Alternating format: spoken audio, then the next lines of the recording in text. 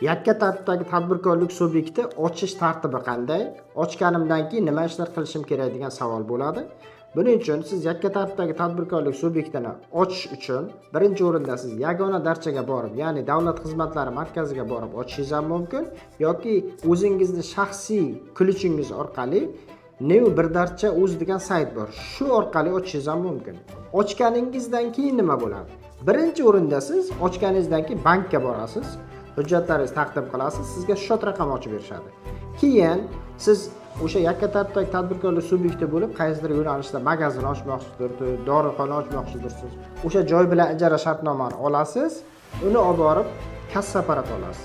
Kassa apparat orqali foydalanishingiz, masalan, ishingizni darshi davom etish uchun kassa apparat kerak bo'ladi.